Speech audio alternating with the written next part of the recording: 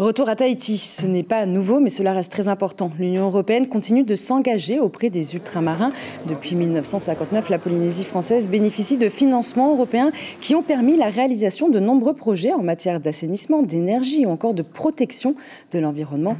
Alors pour en parler, nous recevons ce soir en plateau l'ambassadeur de l'Union européenne dans le Pacifique, Sujiro Sim Yaurana. Monsieur l'ambassadeur. Yaurana, Suliane, merci de m'accueillir sur le plateau de Polynésie la première. Merci d'être avec nous. Alors on va rentrer tout de suite dans le vif du sujet. Parmi les derniers projets soutenus par l'Union européenne et principalement par la Banque européenne d'investissement, le SWAG de l'hôpital, ce climatiseur marin est le plus grand aujourd'hui du monde. Il a coûté environ 3,8 milliards de francs. Il a bénéficié donc d'un prêt, on l'a dit, de la BEI.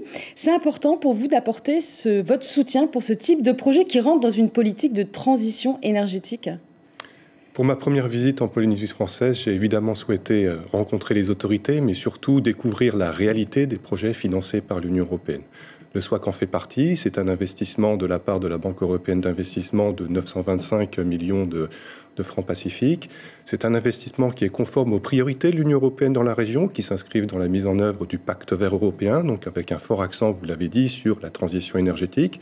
C'est un investissement également qui s'appuie sur des solutions locales et qui est extrêmement innovant puisqu'il s'agit pour climatiser l'hôpital de puiser une eau à 8 degrés à une profondeur de 60 mètres avec donc une efficacité énergétique qui est incomparable puisque ça permet de réduire la facture énergétique de la Polynésie française de 2% par an.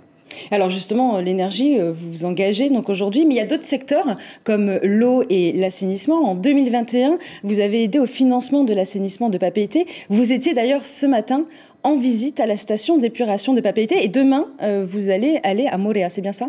C'est bien ça. Alors dans les années passées, on a effectivement soutenu l'eau et l'assainissement avec ce financement à hauteur de 2,2 milliards de francs pacifiques destiné à améliorer le réseau d'assainissement de la ville de Papeete. J'étais ce matin à la centrale, à la station d'épuration. C'est aussi très, très intéressant de voir les solutions innovantes qui sont mises en œuvre sur ce territoire. Mais nous n'avons pas fait que l'eau et l'assainissement. Nous avons aussi soutenu la politique de tourisme durable. Donc je me suis aussi rendu au PK18 où l'Union européenne a financé le parking, les douches, les toilettes. Donc l'une de mes préoccupations, c'est que l'Union européenne fait beaucoup de choses en Polynésie française, mais la population n'est pas toujours au courant. Donc maintenant, les Polynésiens, lorsque vous tirez la chasse d'eau ou lorsque vous profiterez de la plage, vous saurez que l'Union européenne a financé ces différents projets.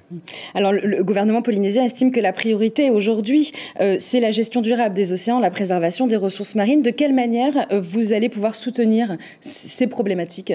Alors ce n'est pas seulement une priorité pour la Polynésie française, c'est évidemment une priorité pour l'ensemble du Pacifique où je représente l'Union européenne.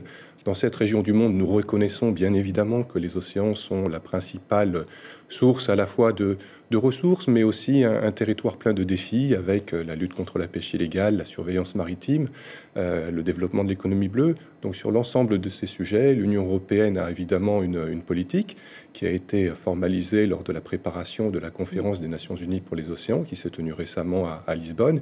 Et nous consacrons des moyens importants puisque le partenariat entre l'Union européenne et le Pacifique pour les questions maritimes, c'est 45 millions d'euros sur un projet qui s'étend jusqu'en 2025, avec à la fois la promotion de la pêche, la gestion intégrée des espaces côtiers, la lutte contre la pêche illégale, le renforcement des capacités.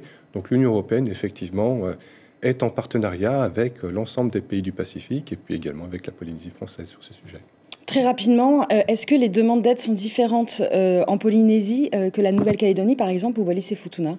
Alors le principe de l'aide de l'Union européenne, c'est que nous répondons aux besoins. Donc ces besoins, effectivement, sont identifiés par les différents acteurs sur les territoires.